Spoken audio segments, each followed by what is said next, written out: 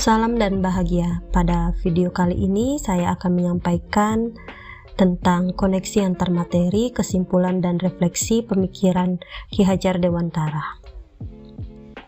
Perkenalkan, nama saya Nilu Suciari, saya bertugas di SMP Negeri 11 Ruteng, calon guru penggerak angkatan 6 Kabupaten Manggarai.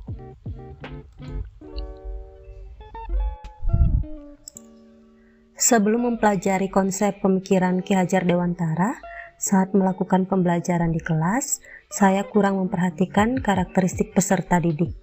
Saya lebih banyak mendominasi pembelajaran sehingga pembelajaran berlangsung secara teacher center. Saya seringkali hanya berfokus pada penuntasan materi sesuai dengan target kurikulum tanpa memperhatikan perasaan peserta didik. Saya jarang sekali melakukan refleksi terhadap pembelajaran yang telah saya lakukan.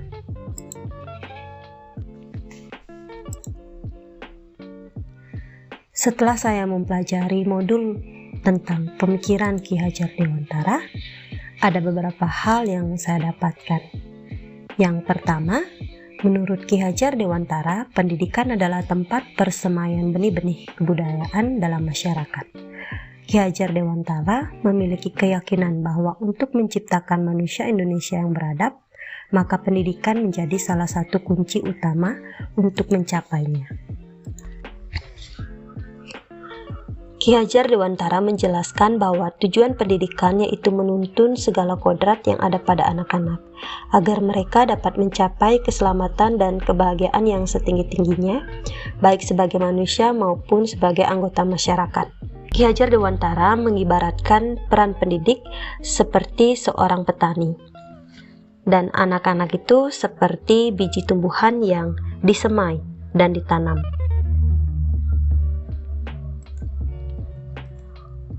Anak-anak itu bagaikan bulir-bulir jagung yang ditanam. Bila biji jagung ditempatkan di tanah yang subur dengan mendapatkan sinar matahari dan pengairan yang baik, maka meskipun biji jagung adalah bibit jagung yang kurang baik atau kurang berkualitas, dapat tumbuh dengan baik karena perhatian dan perawatan dari Pak Tani. Kemudian dalam proses menuntun, anak diberi kebebasan, namun pendidik sebagai pamong dalam memberi tuntunan dan arahan agar anak tidak kehilangan arah dan membahayakan dirinya. Selain itu, Ki Hajar Dewantara menjelaskan bahwa dasar pendidikan anak berhubungan dengan kodrat alam dan kodrat zaman. Kodrat alam berkaitan dengan sifat dan bentuk lingkungan di mana anak berada, sedangkan kodrat zaman berkaitan dengan isi dan irama. Ki Hajar Dewantara mengingatkan pendidik bahwa pendidikan anak sejatinya menuntun anak mencapai kekuatan kodratnya sesuai dengan alam dan zaman. Bila melihat dari kodrat zaman, pendidikan saat ini menekankan pada kemampuan anak untuk memiliki keterampilan abad 21.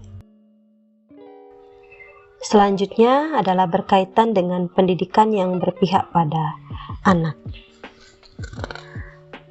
Pendidikan yang berpihak pada anak berarti bebas dari segala ikatan, dengan suci hati mendekati sang anak bukan untuk meminta suatu hak, melainkan untuk berhamba pada sang anak. Melalui pendidikan yang berpihak pada anak diharapkan dapat membuat perasaan yang nyaman dan bahagia dari peserta didik, yang ditunjukkan dengan sikap positif terhadap satuan pendidikan, dan pada akhirnya peserta didik merasa senang untuk mengikuti kegiatan di satuan pendidikan. Maka dari itu, sebagai pendidik sudah seharusnya untuk menciptakan suasana belajar yang menyenangkan bagi peserta didik, memberikan kesempatan peserta didik untuk terlibat secara aktif dalam pembelajaran, kemudian memfasilitasi segala bentuk potensi dan bakat yang dimiliki peserta didik. Adapun penerapan untuk mewujudkan pemikiran Ki Hajar Dewantara adalah yang pertama, merancang dan menerapkan pembelajaran yang berpusat pada peserta didik. Yang kedua, memperhatikan potensi, minat, bakat, dan karakteristik peserta didik. Yang ketiga, menjadi teladan bagi peserta didik. kemudian menuntun peserta didik dalam mengembangkan potensi atau bakat yang dimilikinya sesuai dengan kodrat alam dan kodrat zaman. Dan yang terakhir adalah pembiasaan budi pekerti dalam setiap kegiatan.